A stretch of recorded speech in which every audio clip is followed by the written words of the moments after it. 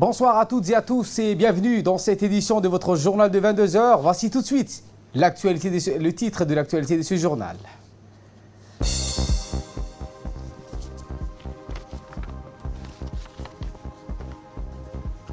Signature d'un accord de financement pour le programme de développement urbain intégré signé entre le ministre de l'économie et des finances chargé de l'industrie et l'ambassadeur de France à Djibouti.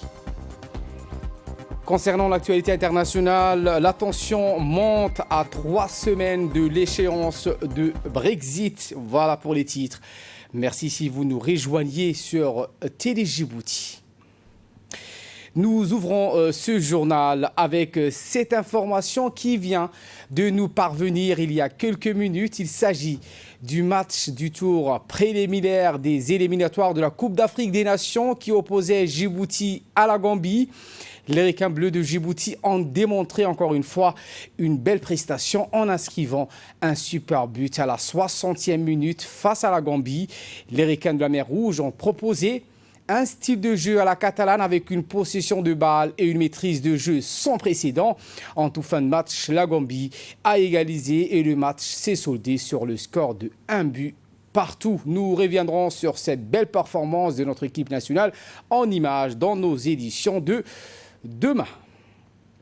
Le président de la République, Ismaël Omar Guelleh, continue de recevoir des messages de condoléances et de sympathie suite au décès survenu lundi dernier de son frère cadet et directeur général du port de Djibouti, Saad Omar Guelleh. Ces télégrammes de sympathie et de compassion proviennent entre autres des chefs d'État et de gouvernement des pays frères et amis, de diplomates à la tête des représentations diplomatiques et consulaires accrédités à Djibouti, d'éminentes personnalités appartenant à des organisations internationales continentales et régionales, ainsi que des responsables djiboutiens et de la haute administration et issus des corps civils, militaires et religieux. La dépouille funèbre du directeur général du port de Djibouti, Saad Omar Guelleh, est attendue pour demain, jeudi, dans la matinée ou en provenance de Paris. Le défunt au responsable public, djiboutien, aura, conformément aux préceptes à notre sainte religion, le droit à une prière mortuaire, à la mosquée au Moussalama de Balbala avant la cérémonie d'inhumation prévue au cimetière de PK12. Le président Guelleh reçoit de nombreux témoignages de sympathie suite au décès de son frère.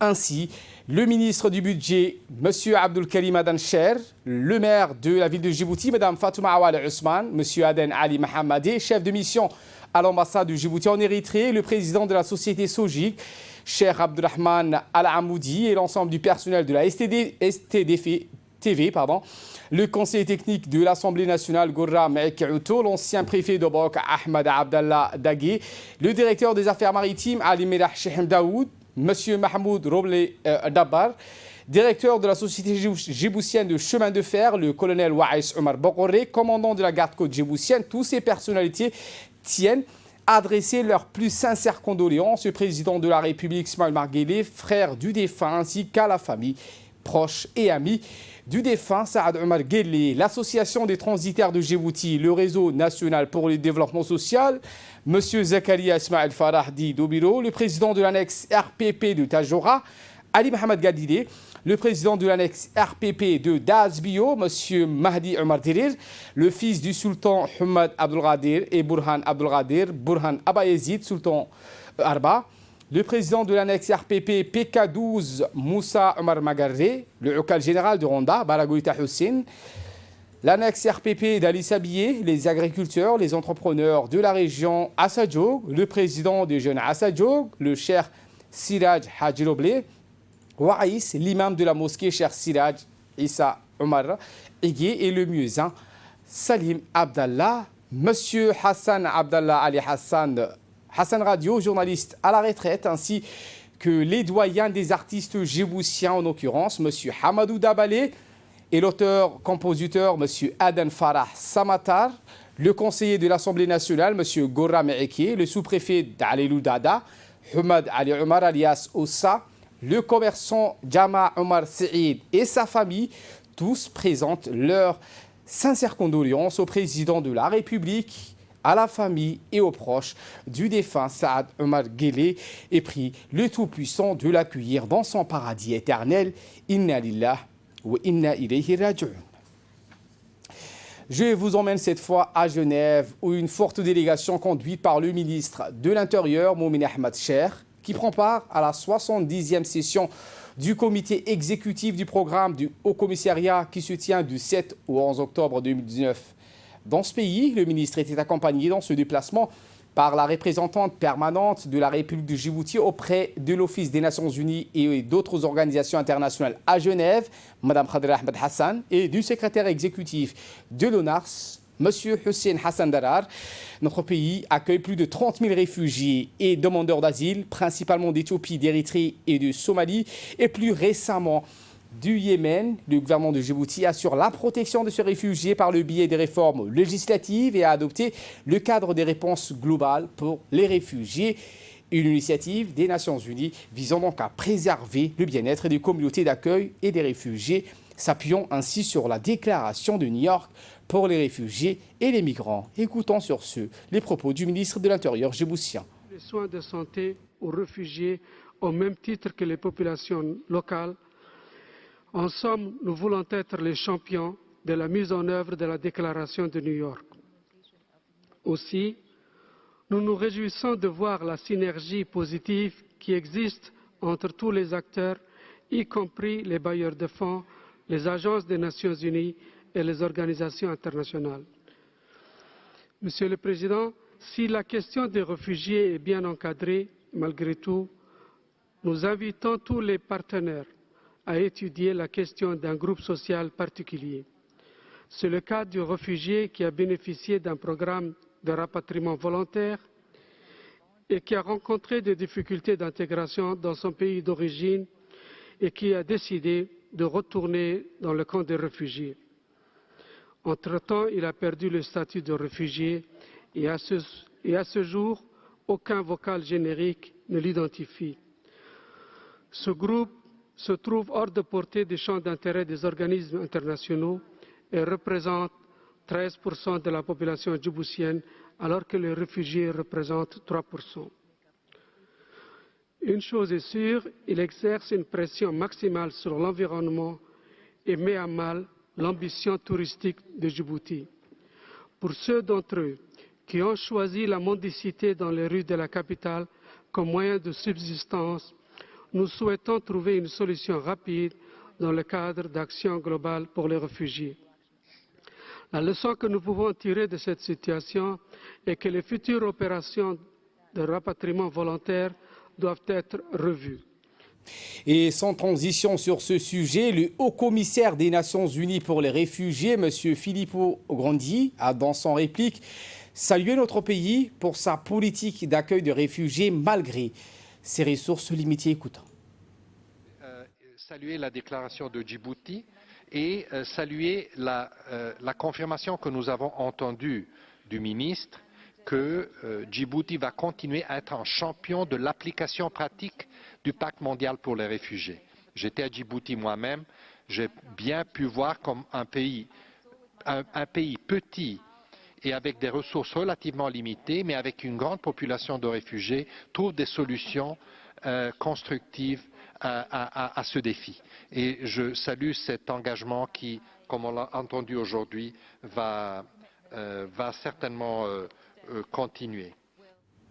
Retour à Djibouti où le cabinet du ministère de l'économie et des finances chargé de l'industrie a abrité ce matin une cérémonie de signature de convention de financement en faveur de notre pays pour la mise en œuvre d'un complément de financement au second programme de développement urbain intégré dans les quartiers de Layablé et Moustiquaire dans la commune de Balbala. Ce nouveau financement d'un montant de 7 millions d'euros, soit plus de 1,3 milliard de nos francs, a pour objectif de renforcer les actions et d'accroître les réalisations du second projet de développement urbain intégré lancé en 2017 dans le domaine de la restructuration urbaine à Balbala. Une cérémonie qui a vu la participation, outre le ministre de l'économie et des finances chargé de l'industrie, Ilyas Moussa Dawale, l'ambassadeur de France à Djibouti, la ministre de logement, Mme Amina Abdi Adan, la ministre des Affaires sociales, Mme Mouna Ousmane Adan, le directeur général de la DDS, Mahdi Mohamed Jama, et le directeur de l'Agence française de développement, M. Philippe Collignan.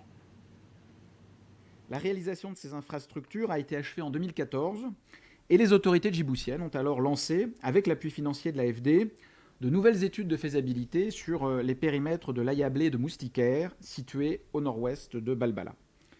Le plan d'investissement total, défini par le bureau d'études, s'élevait alors à peu près à 21 millions d'euros, découplés en 3 tranches distinctes. Dès 2016, l'AFD s'est engagée à financer la première tranche, à hauteur de 6 millions d'euros pour ce nouveau programme intitulé PDUI 2, et il était prévu de rechercher des fonds additionnels auprès de nouveaux bailleurs de fonds. Depuis cet engagement et la signature de la convention de financement, fin 2017, force est de constater qu'aucune ressource additionnelle n'avait pu être identifiée. Et pourtant, les besoins sont là. Ce quartier de l'Ayablé-Moustiquaire fait partie des 13 quartiers prioritaires à restructurer dans le cadre du programme Zéro Bidonville, nous venons d'en parler, Monsieur le Ministre, programme porté par l'Agence de réhabilitation urbain et du logement social à Rulos depuis janvier 2017 grâce à un financement de nos amis de la Banque mondiale. Pour sa part, le ministre de l'économie et des finances chargé de l'industrie, M. Ilyas Moussa Daoualé, s'est réjoui de la signature de ce nouveau financement de ce projet de plus de 1,3 milliard de francs qui va permettre, a-t-il précisé, aux 13 quartiers prioritaires d'être restructurés dans le cadre du projet Zéro au bidonville. Les effets de ce projet, a-t-il dit, seront le désenclavement du quartier l'Ayablé-Moustiquaire et l'amélioration du cadre de vie de ses habitants. Fin de citation. Toujours au ministère de l'économie et des finances, le ministre Ilyas Moussa Daoualé a reçu une délégation de la Banque africaine du développement avec à sa tête son représentant régional, M. Gabriel Nagatou. Objectif, la signature d'un accord de financement pour le projet du corridor de transport Djibouti-Éthiopie. Ce projet d'un montant d'environ 5,3 millions de dollars contribuera à renforcer les efforts d'intégration économique dans le domaine du transport et de la logistique entre Djibouti et l'Éthiopie. Un projet inclut pour la partie djiboutienne l'élaboration des politiques stratégiques et de réforme du transport. Il va renforcer ainsi l'intégration régionale dans le commerce et les transports en améliorant le réseau routier. Ce projet financera la conception du poste frontière au guichet unique du Galilée d'Aoualé et le cadre de facilitation du commerce et du transport et les études de corridors internationaux, notamment le corridor Djibouti-Holhol-Galilée. Le ministre de l'économie et des finances s'est exprimé donc peu après cette signature d'accord. Voici ses propos. Ce projet que nous venons de signer ce matin correspond exactement à ce projet d'intégration régionale, en particulier sur le tronçon de la route entre Galilée, Holhol, Djibouti. Ce n'est pas le financement proprement dit, mais c'est le début du financement de ce projet. Donc, un montant de l'ordre de 1 milliard de francs Djibouti, qui va nous permettre de finaliser toutes les études, non seulement de la station de Galilée, qui va être une frontière partagée par l'Éthiopie et Djibouti, au même titre que le chemin de fer, mais réservée pour les camions et pour le transport terrestre. Ça concerne également, en plus de la route Galilée-Holhol-Djibouti, les études pour d'autres routes que nous souhaitons construire, notamment Dekil, Lakabé, mais également le schéma directeur de l'infrastructure routière entre Obok et à la frontière de l'Érythrée. Donc ce sont 3 routes régionales que nous allons étudier à l'occasion, donc à travers ces financements. Mais le principal financement ici, ou en tout cas l'objectif premier recherché, c'est comme le président de la République nous a beaucoup répété et exigé de nous une construction rapide de cette route express entre Galilée, Holhol, Djibouti pour nous permettre de lier avec la route de Dawanlé, d'Iredawa qui est déjà opérationnelle et que beaucoup de Djiboutiens utilisent. En bref, et en image avec cette visite du ministre du Budget à la tête d'une forte délégation au Djibouti Free Trade Zone, une délégation qui a été accueillie par le président de l'autorité des ports et zones franches, M. Aboubakar Al-Hadi, ainsi que des responsables de la Djibouti Free Trade Zone. La visite s'est effectuée sous les explications du directeur commercial et les autres responsables des différents départements de cette institution. La DFTZ a pour objectif de créer un environnement adéquat pour l'installation des entreprises nationales et étrangères qui seront exonérées de tout impôt.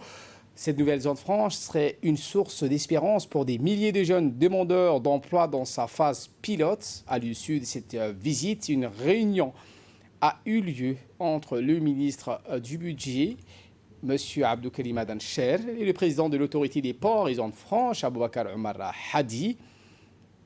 Rappelons que la Djibouti International Free Trade Zone a été inaugurée par le président Guéli en juillet 2018. Elle comprend une zone de 240 hectares et s'étendra d'ici 10 ans à 4800 hectares pour un coût total de construction de 3,5 milliards de dollars.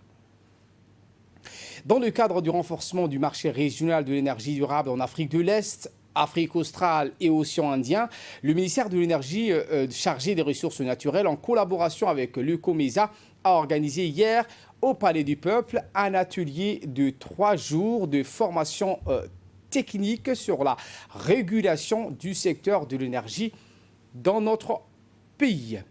Eh bien, nous revenons en image avec cet atelier organisé en collaboration avec le COMESA. L'énergie est la pierre angulaire du développement. L'accès à l'énergie, son caractère abordable, sa fiabilité et sa sécurité sont devenus des priorités dans le monde. C'est la raison d'être de cet atelier technique sur la régulation du secteur de l'énergie dans notre pays. Ces assises de 3 jours ont pour objectif de sensibiliser et de renforcer les capacités acteurs du secteur de l'énergie des pays membres du COMESA. Les travaux de cet atelier menés avec l'appui des experts du COMESA furent conjointement lancés par le secrétaire général du ministère de l'énergie, Kile Waïs, et le secrétaire général du ministère du Commerce, M. Ali Daoud Abdou. Justement, donc, les deux secrétaires généraux se sont exprimés. Ali Daoud a précisé que les nations ont pris conscience que la réalisation du développement durable ne peut être séparée de la question énergétique. Les objectifs du développement durable et l'amélioration de l'accès à l'énergie sont indissociables, a de son côté affirmé le secrétaire général du ministère de l'énergie, Mohamed Kile Waïs. Nous les écoutons. Afin d'attirer les investissements dans le secteur énergétique, il est nécessaire de créer un environnement favorable, fournissant les directives claires, transparentes et prévisibles à toutes les parties prenantes. Les institutions de réglementation ainsi que les cadres réglementaires jouent un rôle clé dans la réalisation de cet objectif. Ce cadre réglementaire sous-développé et l'absence d'un environnement réglementaire autonome compliquent les modalités de mise en œuvre et entravent les décisions d'investissement, notamment dans les projets d'infrastructures énergétiques, mais également dans les domaines d'investissement dans les secteurs, prioritaires de nos économies. Djibouti est, comme beaucoup de pays africains, confronté à de nombreux problèmes de développement résultant, entre autres, de la forte dépendance au pétrole pour la production de l'énergie, aux importations d'électricité, à une faible diversification de l'économie et des sources d'énergie, au chômage élevé, aux sécheresses provoquées par les climats. Afin de relever ces différents défis, les programmes de développement de la Vision 35 placent Djibouti sur la voie d'un développement durable, en réformant ses systèmes de gouvernance et en contribuant efficacement au développement de son secteur privé, notamment par la mise en place d'une énergie abondante et à moindre coût pour notre population et pour les investisseurs. Et voilà qu'il nous ramène de parler de cette cérémonie de réception des équipements destinés à renforcer la préservation de la biodiversité marine et côtière au niveau national. Cérémonie donc qui s'est déroulée au camp d'Oralé de la garde-côte djiboutienne et organisée en étroite collaboration avec le ministère de l'Urbanisme et de l'Environnement, donc avec la présence du secrétaire général Dina Abdallah Omar.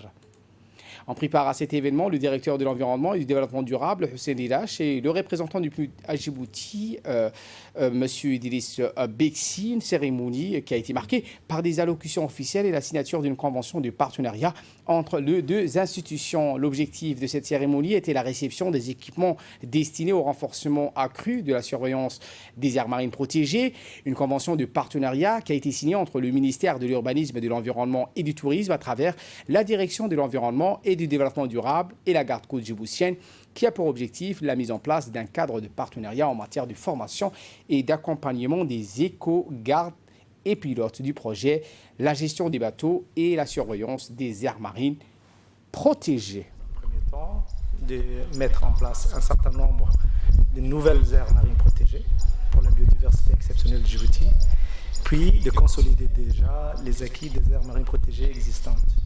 Donc, dans ce cadre, nous sommes heureux que les gars... Dans son allocution, le colonel Waïs Omar Borolé, commandant des gardes-côtes, a tenu à remercier pour sa part les participants de leur présence et a stipulé que ce projet est vital pour le renforcement de la protection de la faune et la flore marine dans notre pays. Écoutons.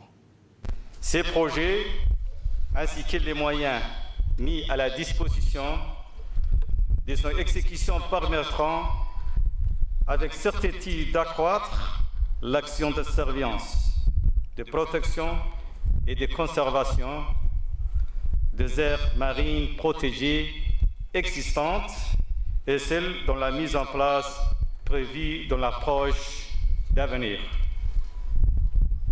La garde-côte djiboutienne sera, soyez en certain, un partenaire engagé prêt à mettre en œuvre des actions concrètes pour assurer la réussite de ces projets dans les domaines de la formation des pilotes et mécaniciens des bateaux et le personnel chargé de maintenance des bateaux engagés dans le cadre du projet. L'apport d'un soutien pour la surveillance et la conservation des aires. La Chambre de commerce du Djibouti a organisé en collaboration avec les forces françaises stationnées à Djibouti, la FFDJ, 2 journées consacrées aux besoins en matériel, fourniture et services et en matière de construction et réhabilitation. L'organisation de cette journée avait pour objectif de rapprocher davantage l'armée française avec les entreprises djiboutiennes afin que ces dernières puissent exposer leurs activités. Il s'agissait d'un moment d'échange et de partage sur les pratiques et les procédures ainsi que les contraintes des forces françaises stationnées à Djibouti. Cette relation avec les compétences, les savoir-faire et les propres contraintes des entrepreneurs djiboutiens.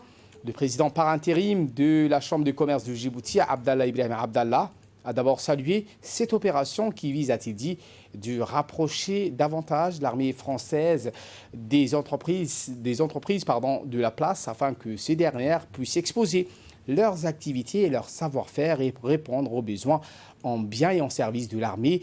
Une initiative qui devra permettre aux entreprises de bénéficier en toute transparence des nouvelles opportunités, d'accéder à de nouveaux marchés et ainsi développer davantage. La présence en nombre à chaque édition, et particulièrement ce matin dans cette salle, témoigne de l'importance qui est rêvée pour les entreprises djiboutiennes, les marchés issus de la présence des forces militaires étrangères à Djibouti, pour le développement de leurs activités et leur désir de travailler aussi dans un esprit gagnant-gagnant. La Chambre des commerces de Djibouti, à travers ses différents produits et services à l'endroit des entreprises, souhaite accompagner les entreprises djiboutiennes dans leur développement et dans l'amélioration de leur compétitivité. Je vous remercie de votre aimable attention et souhaite que cette journée porte les fruits escomptés pour toutes les parties prenantes et réponde aux attentes des uns et des autres. L'actualité dans les régions de l'intérieur, le programme Prodermo à l'heure du bilan. Premier projet de lutte contre la soif financé par la Banque mondiale. Le Prodermo, ou projet de développement rural communautaire et de mobilisation des eaux, lancé en 2012, est arrivé à son terme. L'UGP, l'unité de gestion des projets du ministère de l'Agriculture en charge de la gestion du Prodermo, a organisé le 30 septembre dernier à Dikil et le 7 et 8 octobre dernier à Obok et à Tadjoura, des ateliers d'achèvement du projet.